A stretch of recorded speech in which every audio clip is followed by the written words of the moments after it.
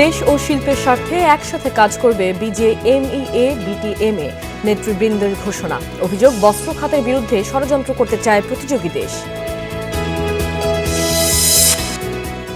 দক্ষিণ কোরিয়ার বাজারে ৯৭% পণ্য ও সেবা অগ্রাধিকারমূলক শুল্ক সুবিধা পাবে। বাংলাদেশের সাথে অর্থনৈতিক অংশীদারিত্ব চুক্তি স্বাক্ষর। অনেক ব্যাংকে সাইবার নিরাপত্তা এখনো দুর্বল, গভর্নরের উদ্বেগ। শিগগিরই মেটা গুগলের সাথে বৈঠকে বসবে সরকার, জানালেন মন্ত্রী।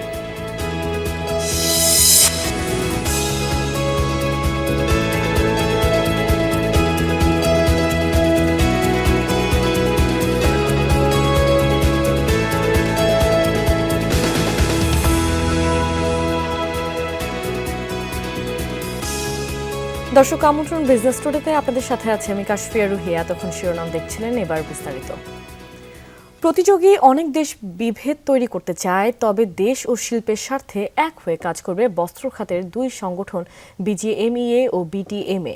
বিশ্বমানের টেক্সটাইল এক্সিবিশন বিটমা আয়োজনে উভয় সংগঠনের মধ্যে সমঝোতার স্মারক অনুষ্ঠানে এমন মন্তব্য করেছেন বিজিএমইএ সভাপতি মাহমুদ হাসান খান বাবু। বিটিএমএ সভাপতি শওকত আজিজ রাসেল জানান, বস্ত্র ও পোশাক শিল্প বিকাশে উভয় সংগঠন ঐক্যবদ্ধ অবস্থান নেবে। মেলায় দুই সংগঠন একত্রিতভাবে বিশ্বমানের যন্ত্রাংশ এবং নানা উপকরণ উপস্থাপন করবে। এতে উদ্যোক্তারা হাতের কাছেই পাবে শিল্প সহায়ক সকল কিছু। যন্ত্রাংশ, এআই প্রযুক্তি সংযোজন, ফ্যাশন ট্রেন্ড প্রদর্শন, নেটওয়ার্কিং, প্রযুক্তি হস্তান্তর, দক্ষতা উন্নয়ন, স্থায়িত্ব বিষয়গুলো গুরুত্ব দেওয়া হবে। জানানো হয়, দুই সংগঠন এখন থেকে একসঙ্গে কাজ করবে, নিজেদের মধ্যে ভালো বোঝাপড়ার জন্য সব ধরনের পদক্ষেপ নেবে। সকলে মিলে সামনে ১০০ বিলিয়ন রপ্তানি আয় করা অসম্ভব নয়। বলা হয়, বিদ্যুৎ, জ্বালানি এবং নীতি সহায়তার জন্য সমন্বিতভাবে কাজ করতে হবে। লক্ষ্য হবে দেশের জন্য শিল্প এবং কর্মসংস্থান। বাংলাদেশ ও দক্ষিণ কোরিয়ার মধ্যে স্বাক্ষরিত হয়েছে ব্যাপক অর্থনৈতিক অংশীদারিত্ব চুক্তি সিইপিএ। এর ফলে দক্ষিণ কোরিয়ার বাজারে বাংলাদেশের ৯৭% পণ্য ও সেবা অগ্রাধিকারমূলক শুল্ক সুবিধা পাবে। অন্যদিকে বাংলাদেশের বাজারে দক্ষিণ কোরিয়ার ৮৭% পণ্য পাবে বিশেষ শুল্ক সুবিধা। বাণিজ্য মন্ত্রণালয়ে দুই দেশের প্রতিনিধিদের উপস্থিতি এই চুক্তি সই হয়। চুক্তি অনুযায়ী বাংলাদেশ থেকে তৈরি পোশাক, চামড়া ও পাটজাত পণ্য রপ্তানিতে বড় সুবিধা পাওয়া যাবে। বিনিময়ে দক্ষিণ কোরিয়ার নির্দিষ্ট কিছু কৃষি পণ্য এবং প্লাস্টিক পণ্য বাংলাদেশের বাজারে বিশেষ সুবিধা পাবে। বাণিজ্য মন্ত্রী খন্দকার আব্দুল মুক্তাদির আশা প্রকাশ করেন, ২০৩৪ সালের মধ্যে বাংলাদেশকে $১ ট্রিলিয়ন অর্থনীতিতে নিয়ে যাওয়ার যে লক্ষ্য, তা অর্জনে দক্ষিণ কোরিয়া একটি ঘনিষ্ঠ অংশীদার হিসেবে কাজ করবে। এই চুক্তি বিপুল বিনিয়োগ আকর্ষণ করবে। এ সময় দক্ষিণ কোরিয়ার বাণিজ্য মন্ত্রী ইয়ো হান কু জানান, এই চুক্তি দুই দেশের সরবরাহ ব্যবস্থা এবং ডিজিটাল রূপান্তরে বড় ভূমিকা রাখবে। কোরিয়ান কোম্পানিগুলোর জন্য বাংলাদেশে বাণিজ্য সম্প্রসারণের নতুন সুযোগ তৈরি হবে। কোরিয়া বর্তমান পৃথিবীতে ২ ট্রিলিয়নের একটা ইকোনমি। এরকম একটা বড় শিল্পোন্নত দেশে আমাদের রপ্তানি পণ্যের জন্য একটা অগ্রাধিকার বাজার পাওয়া, এটি আগামী দিনে আমাদের রপ্তানি খাতের বিকাশের জন্য একটা বড় মাইলস্টোন হবে। Now it is up to companies who really interested in investing in Bangladesh. Now they can fully use this infrastructure that we built. বাংলাদেশের অনেক ব্যাংকে সাইবার নিরাপত্তা এখনো দুর্বল। ব্যাংকগুলোতে যেখানে ডিজিটাল ট্রানজ্যাকশন বাড়ছে, সেখানে সাইবার নিরাপত্তা শক্তিশালী না হওয়া উদ্বেগের বিষয়। এমন মন্তব্য করেছেন বাংলাদেশ ব্যাংকের গভর্নর মোস্তাকুর রহমান। সিআইআরএস ও এনআরএস সিস্টেম সাইবার নিরাপত্তা নিশ্চিতে গুরুত্বপূর্ণ ভূমিকা পালন করবে বলেও জানান বাংলাদেশ ব্যাংকের গভর্নর। এ সময় প্রধানমন্ত্রীর ডাক, টেলিযোগাযোগ ও তথ্য প্রযুক্তি বিষয়ক উপদেষ্টা রেহান আসিফ আসাদ বলেন, সাইবার নিরাপত্তা প্রতিরোধে প্রাথমিক পর্যায়ে রয়েছে দেশ, অথচ ভবিষ্যতে সাইবার হামলা কমবে না, বরং বাড়ার শঙ্কা রয়েছে। এই ডিজিটাল নিরাপত্তা বলয় শক্তিশালী করতে সরকারকে পাশাপাশি বেসরকারি খাতকেও এগিয়ে আসার তাগিদ দেন তিনি। এ সময় সরকারকে নিয়ে প্রোপাগান্ডা ঠেকাতে মেটা গুগল সহ সোশ্যাল মিডিয়া প্ল্যাটফর্মের কর্তৃপক্ষের সাথে বৈঠকে বসবে সরকার, এমনটাও জানান টেলিযোগাযোগ মন্ত্রী ফকির মাহবুব আলম। জিডিপির আকার বিদায়ী অর্থ বছরে ৬১ লাখ কোটি টাকা ছাড়িয়েছে। অর্থনৈতিক এই প্রবৃদ্ধির খতিয়ান কাগজে কলমে বেশ চাঙা দেখালেও বিনিয়োগের পালে তেমন হাওয়া লাগেনি। এজন্য জ্বালানি সংকট, ঋণের উচ্চ সুদ আর নীতির ধারাবাহিকতার অভাবকে দুষছেন উদ্যোক্তারা। তবে বিডা বলছে, বাণিজ্য সহযোগীকরণের জন্য সংস্কার চলছে, সহজেই মিলছে ট্রেড লাইসেন্স, চাহিদা অনুসারে আছে ডিজিটাল সেবাও, রাজস্ব নীতির ধারাবাহিকতার ইঙ্গিত আছে বাজেটে। দেশের চলতি মূল্যে জিডিপির আকার এখন ৬১,২০,২০৯ কোটি টাকা। এই বিশাল অঙ্কের বিপরীতে বেসরকারি বিনিয়োগের হার মাত্র 21.53%, যা 14 বছরের মধ্যে সর্বনিম্নে। 2012-13 অর্থ বছরে জিডিপির তুলনায় বেসরকারি বিনিয়োগের অনুপাত ছিল 21.75%। সংশ্লিষ্টরা বলছেন, গ্যাস বিদ্যুতের সংকট, উচ্চ মূল্যস্ফীতি, জটিল আমলাতান্ত্রিক প্রক্রিয়া, ব্যাংক ঋণের উচ্চ সুদ হার, নীতির ধারাবাহিকতার অভাবে বিনিয়োগের গতি ফেরানো যায়নি। এর সাথে যুক্ত হয়েছে বৈশ্বিক সংকটও। আমাদের দেশে সবসময় একটা উইক পয়েন্ট হলো পলিসি কনসিস্টেন্সি থাকে না, যে সরকার একবার 10 বছরের একটা কমিটমেন্ট করে 4 বছরের মধ্যে এটা চেঞ্জ করে। সো এই ধারাগুলা এনবিআর এর ডিজিটালাইজেশন করা, আমাদের পোর্টটা যেটাকে বলা হচ্ছে, আমরা শুনছি একটা পোর্শনকে আমাদের এটা প্রাইভেটাইজ করে দেওয়া, ইনফ্রাস্ট্রাকচারে কিন্তু সরকার অলরেডি ঢাকা চিটাগং এক্সপ্রেসওয়ের জন্য কাজ করছে।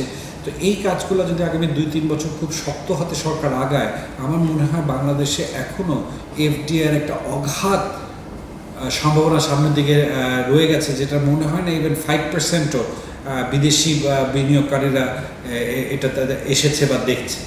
তবে বাণিজ্য সহজীকরণের পথে হাঁটছে সরকার। বাংলাদেশ বিনিয়োগ উন্নয়ন কর্তৃপক্ষ বলছেন, ডিরেগুলেশন এবং লাইসেন্স প্রাপ্তির সহজীকরণ বিনিয়োগের জন্য ইতিবাচক প্রভাব ফেলবে। রাজস্ব ব্যবস্থাপনায় সুনির্দিষ্ট ও প্রোগ্রেসিভ আউটলাইন দেওয়া হয়েছে, যা খাত ভিত্তিক কর কাঠামো নিশ্চিত করছে। বিনিয়োগকারীরা যখনই কখনো বিনিয়োগ করার চিন্তা করে, তখন ওরা আসলে আগামী 5 বছরে এখানে ট্যাক্স রেট বা পলিসি কী হবে সেটা সবসময় জিজ্ঞাসা করে। সো এই বাজেটেই প্রথম আমরা দেখলাম যে লং টার্ম পার্সপেক্টিভে 3 থেকে 5 বছরের জন্য সেক্টর ভিত্তিক ট্যাক্স রেটের একটা আউটলুক দেওয়া হয়েছে, যেটা অনেকাংশেই আসলে বিনিয়োগকারীদের এই যে একটা আনসার্টেনটি থাকে সেটা কমিয়ে দিবে। বিনিয়োগ আকর্ষণের জন্য প্রচলিত অবকাঠামোগত সুবিধা দেওয়াই যথেষ্ট নয় অভিমত বিশ্লেষকদের। তাদের মতে সবচেয়ে বেশি প্রয়োজন বিনিয়োগের পরিবেশ সহজ করা। শুধুমাত্র ট্যাক্স হলিডে দেওয়া বা তাদের জন্য শুল্কমুক্ত সুবিধা দেওয়া, এই ধরনের জায়গা থেকে বেরিয়ে এসে ফ্যাসিলিটেশনের জায়গায় গুরুত্ব দেওয়া। পুরো কাঠামোটি অনলাইন ভিত্তিক সিস্টেমে যাওয়া দরকার, যাতে দেশি বা বিদেশি বিনিয়োগকারী, ক্ষুদ্র বা বড় বিনিয়োগকারী যে কোনো ধরনের ফেস টু ফেস ইন্টারাকশন ছাড়াই যাতে তার প্রাথমিক কাজগুলো অনলাইনে করে ফেলতে পারে। বিশ্লেষকরা বলেন, দেশি বিদেশি বিনিয়োগ আকর্ষণের জন্য পরিকল্পনার পাশাপাশি রাজনৈতিক স্থিতিশীলতা বজায় রাখা দরকার। শাজদিন অন্তরা, যমুনা নিউজ, ঢাকা। গাজীপুর শিল্পাঞ্চলের বেশিরভাগ পোশাক কারখানায় ছুটি দেওয়া হচ্ছে। এ বিষয়ে জানাচ্ছেন আমাদের সহকর্মী পলাশ প্রধান। কয় দিনের ছুটিতে যাচ্ছেন শিল্প শ্রমিকরা? যেখানে তারা উৎসব হিসেবে যে তাদের গ্রামের বাড়িতে গিয়ে ঈদ করবে, যেরকম তাদের গ্রামের বাড়িতে গিয়ে ঈদ করবে, যেরকম একটি ফ্লেভার ছিল, ঠিক একইভাবে আজকে থেকে অর্থাৎ এই কর্মদিবসের পর তারা এই ছুটি যাওয়া হবে। আমি যদি একটু দেখাই, তাদের যে শ্রমিকরা রয়েছে তারা কিন্তু সকালেই কিন্তু কাজের যে তাদের যে চোখে মুখে যেভাবে একটা হাসি দেখছি, তারা মনে করছে যে এখানে ঈদের যে একটি আমেজ, সেই আমেজ বিরাজ করছে তাদের মাঝে। অর্থাৎ আগামী রবিবারে এসে তারা এই কর্মস্থলে যোগ দিবে। অর্থাৎ এই 4 দিনের ছুটিতে তারা বিভিন্ন গ্রামের বাড়িতে যাবে। এখানে অনেক শ্রমিকদের সাথে কথা বলছি, তারা গ্রুপ ভিত্তিক তারা বিভিন্ন পরিবহন নির্দিষ্ট করছে, যে স্ব জেলা রয়েছে তারা আনন্দমুখর পরিবেশে তারা আজকে যাচ্ছে। তবে এখানে যারা কর্তৃপক্ষ রয়েছে তারা বলছে এই যে 4 দিনের যে একটি ছুটি, এই ছুটির কারণে হয়তো বা এমনও হতে পারে যে এই যে গত যে মাসটি গিয়েছিল তাদের কিন্তু কার্য ঘন্টায় কিন্তু অনেকেই আসলে অপশনে ছিল, অর্থাৎ গ্যাসের যে একটি সংকট ছিল, সেই গ্যাসের সংকটের কারণে অনেকটাই আসলে সমস্যার সম্মুখীন হতে হয়েছে। অর্থাৎ এই যে 4 দিনের ছুটি হয়তো বা কর্তৃপক্ষ মনে করছে 4 দিন পর গ্যাসের আবার স্বাভাবিক হবে, তাদের যে কর্মের যে চাপ সেটি আবার ফিরে আসবে, এমনটাই প্রত্যাশা করছে এই পোশাক কলকারখানার যারা কর্তৃপক্ষ রয়েছে সেই কর্তৃপক্ষরা। পলাশ, আপনাকে ধন্যবাদ। আমদানির প্রভাবে দেশে কাঁচামরিচের ঝাঁজ এরই মধ্যে কমতে শুরু করেছে। 300 থেকে 400 টাকা কেজি কাঁচামরিচই এখন মিলছে 180 থেকে 200 টাকায়। বিক্রেতারা বলছেন, আমদানি বাড়লে বাজারে পর্যাপ্ত মরিচ নিশ্চিত করা গেলে দাম আপনাতেই নিয়ন্ত্রণে আসবে। তবে পরিবহন, কাস্টমস, পণ্য খালাস সহ অন্যান্য জটিলতা কমানো গেলে আরও সুফল পেত ক্রেতারা। বর্ষায় ভারী বৃষ্টি আর জলবন্দী অবস্থায় বন্দী হয়ে পড়ে সবজি সহ নিত্যপণ্যের দামও, কেননা পানি তলিয়ে নষ্ট হয় বিপুল ফলন। তবে এবার কাঁচামরিচের ঝাঁজ যেন একটু বেশিই ছিল। কয়েকদিন আগেও রাজধানীর বাজারগুলোতে মরিচের কেজি বিক্রি হয়েছে 300 থেকে 400 টাকায়। ঢাকার বাইরেও দামের নাগাল পায়নি সীমিত আয়ের মানুষরা। রাত্রে ছিল 220, 240, 30, সকালে নেন 160, 150 টাকা। দাম কমছে, ইন্ডিয়া থেকে মাল আসার কারণে একটু দাম একটু কমছে। আমার লাগে আজকে ভালো হয়েছে, কম পাইছি, বেচতে পারছি। বাজার নিয়ন্ত্রণে অবশেষে পদক্ষেপ নেয় সরকার। ভারত থেকে কাঁচামরিচ আমদানির সিদ্ধান্ত নেয়।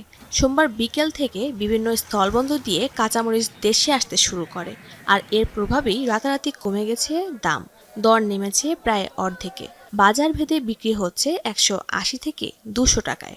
গতকাল কিনেছিলাম 280 টাকা, আজকে অনেকটা কম। দাম দেখে তো কিনতে পারি না, আমরা একটু কমছে কেন নিলাম। এভাবে সাধারণ মানুষের ক্রয় ক্ষমতার ভিতরে থাকলে তো অনেক ভালো। তবে আমদানিকারকদের দাবি, পরিবহন, কাস্টমস, বন্দর, খালাস সহ অন্যান্য খরচ যোগ হওয়ায় প্রকৃত ব্যয় আরও বেড়ে যাচ্ছে। যেহেতু বাজারে কাঁচামরিচের দাম বেশি, সরকারের উচিত নতুন একটা এসআরও করে কাঁচামরিচের যদি ডিউটি কমানো যেত, অথবা আমাদের যে অ্যাসেসমেন্ট ভ্যালু আছে পার টন $500, সেটা কমে যদি 300-1200 করা যেত আমাদের জন্য ভালো হতো। আমদানি হবে, মানে যারা যে সকল ইম্পোর্টার বা আমদানিকারক আইপি পাইছে, মোটামুটি সবাই আমদানি আগ্রহ দেখাচ্ছে আর শুল্ক বা কর আরও কমানো হলে আমদানি বাড়বে, আর তখন দেশের বাজারে কাঁচামরিচের দাম ফের স্বাভাবিক পর্যায়ে নেমে আসবে বলেছেন ব্যবসায়ীরা। সরকার যদি শুল্ক কমায়, এতে সাধারণ মানুষও কম দামে মরিচ খেতে পারবে। মরিচের লাভজনক কোনো কিছু হয় তো ইনশাল্লাহ আগামী দিন থেকে আমরা একটু আমদানির দিকটা দেখব।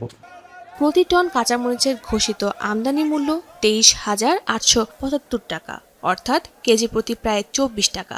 এর সঙ্গে যুক্ত হয় আমদানির শুল্ক ও পরিবহন খরচ। দেশে কাঁচামরিচের বার্ষিক চাহিদা রয়েছে প্রায় 6 লাখ টন। শাজদিন অন্তরা, যমুনা নিউজ, ঢাকা। হিমাগারে আলু সংরক্ষণে প্রতি কেজি ভাড়া কিছুটা কমিয়ে সর্বোচ্চ 4 টাকা নির্ধারণের দাবি জানিয়েছে রাজশাহী কৃষক ও আলু ব্যবসায়ীরা। দুপুরে পবা উপজেলায় সংবাদ সম্মেলনে আলু ব্যবসায়ী ও চাষিরা অভিযোগ করেন, প্রকৃত পরিচালন ব্যয়ের কোনো গ্রহণযোগ্য তথ্য প্রমাণ ছাড়াই হিমাগার মালিকরা ভাড়া বাড়ানোর চেষ্টা করছেন। এতে সবচেয়ে বেশি ক্ষতিগ্রস্ত হচ্ছেন প্রান্তিক কৃষকরা। তাই সরকারের প্রতি দ্রুত যৌক্তিক ভাড়া নির্ধারণ এবং কৃষক চাষিদের স্বার্থে পদক্ষেপ নেওয়ার আহ্বান জানান তারা। ব্যবসায়ীরা জানান, 2024 সালে প্রতি বস্তা আলু সংরক্ষণের ভাড়া ছিল 180 থেকে 250 টাকা, অথচ 2025 সালে সেটি 1 লাফে 400 থেকে 480 টাকা করা হয়েছে। এতে কৃষক ও ক্ষুদ্র ব্যবসায়ীরা বড় ধরনের আর্থিক ক্ষতির মুখে পড়েছেন। 2025 সালে কোনো রকম কারণ ছাড়াই তা 1 লাফে বাড়িয়ে 400 থেকে 480 টাকা নির্ধারণ করা হয়। এই অস্বাভাবিক ভাড়া বৃদ্ধির ফলে দেশের কৃষক ও ক্ষুদ্র ব্যবসায়ীরা মারাত্মকভাবে ক্ষতিগ্রস্ত হন। এরপর থেকেই কৃষক ব্যবসায়ীরা যৌক্তিক ভাড়া নির্ধারণের দাবিতে ধারাবাহিকভাবে আন্দোলন, সভা সমাবেশ, বিভিন্ন কর্মসূচি পালন করে আসছেন। পঞ্চগড়ে একটি কোল্ড স্টোরেজের বিরুদ্ধে কৃষকের ফসল নষ্টের অভিযোগ উঠেছে। বিষয়টি সামনে আসার পর ধামাচাপা দেওয়ার চেষ্টা করে কর্তৃপক্ষ। এই ঘটনায় ব্যবসায়ী ও কৃষকদের মধ্যে উদ্বেগ ছড়িয়ে পড়েছে, যদিও ক্ষতিগ্রস্তদের বাজার দর অনুযায়ী ক্ষতিপূরণ দেওয়ার আশ্বাস দেওয়া হচ্ছে। অধিক লাভের আশায় কয়েক মাস আগে কোল্ড স্টোরেজে শুকনো মরিচ সংরক্ষণ করেন কৃষকরা। তবে মরিচ ফেরত নিতে গিয়েই বাধে বিপত্তি। সংরক্ষণ করা ভালো মরিচের বদলে বস্তায় মিলছে পচা মরিচ, কমেছে ওজনও। গত কয়েক মাস আগে স্থানীয় ক্ষুদ্র কৃষক মোক্তারুল ইসলাম 26 বস্তা শুকনো মরিচ রাখেন পঞ্চগড়ের আটোয়ারির গোবিন্দপুরে SK agro complex specialised cold স্টোরেজে। বিক্রির জন্য 13 বস্তা মরিচ বের করলে দেখতে পান বস্তার মুখ আগে থেকেই খোলা, রয়েছে পচা মরিচ।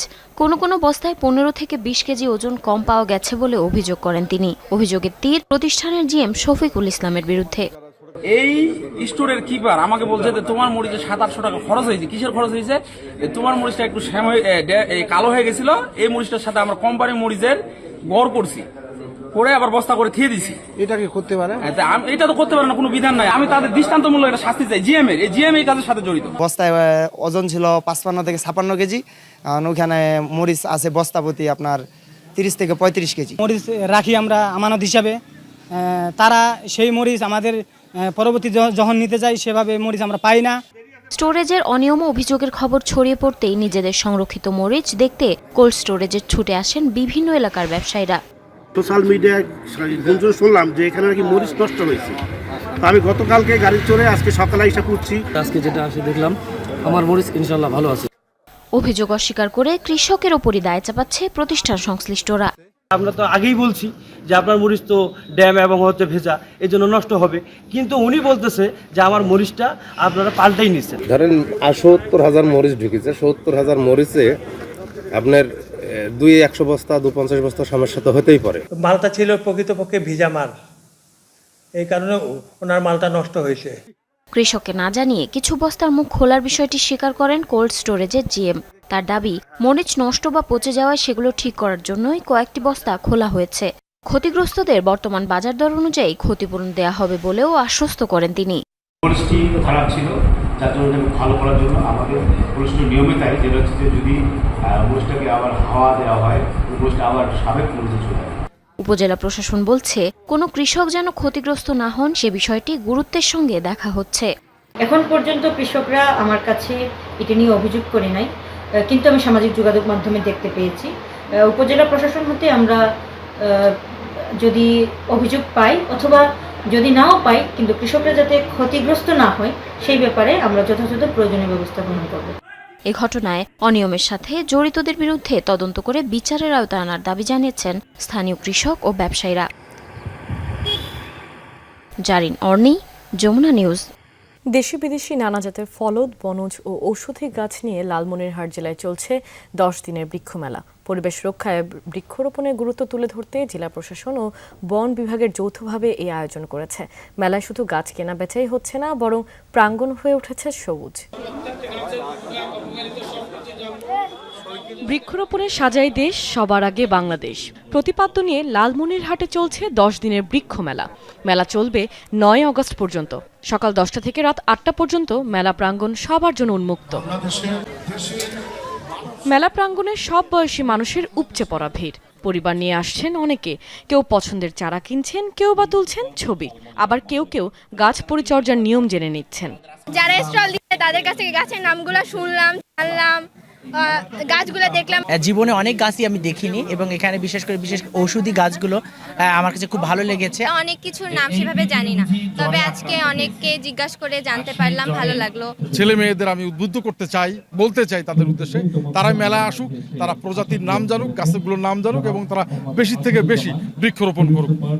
মেলায় দেশি বিদেশি শত শত জাতের গাছের সমারোহ ঘটেছে। এখানে 10 টাকার সাধারণ চারার পাশাপাশি 6 লাখ টাকা পর্যন্ত মূল্যের দুর্লভ প্রজাতির গাছও পাওয়া যাচ্ছে। বিক্রেতারা জানিয়েছেন, মেলায় দর্শনার্থী ও বেচাকেনা দুটোই বেশ ভালো। তরুণ প্রজন্মের মাঝে গাছ কেনার আগ্রহ ও উদ্দীপনা দেখা যাচ্ছে। তরুণ প্রজন্ম আমাদের গাছ চেনা দরকার, সবাই আসুক, কিনুক বা না কিনুক, সবাই গাছ দেখে যাক, চিনে যাক। 500 টাকা থেকে শুরু করে 6 লাখ টাকা পর্যন্ত বনসাই আছে। আপনারা দেখলেই উপভোগ করতে পারবেন গাছের সৌন্দর্য, নান্দনিকতা।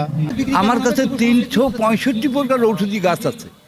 আমি গাছ বিক্রি করব ইনশাল্লাহ মাঠে, প্রতি বছর বেঁচে আসছি, এবারও বিক্রি করব এবং বিক্রির ভেতর দিয়ে মানুষকে কিছু অবহিত করব এই গাছ খাওয়ার নিয়ে।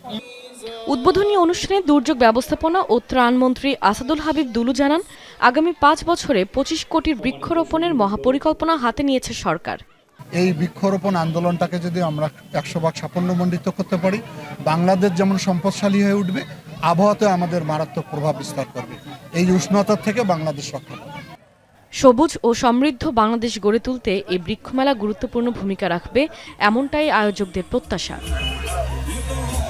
কাশফিয়া রুহি, যমুনা নিউজ। দর্শক, এবার জানাবো পুঁজিবাজারের লেনদেনের খবর।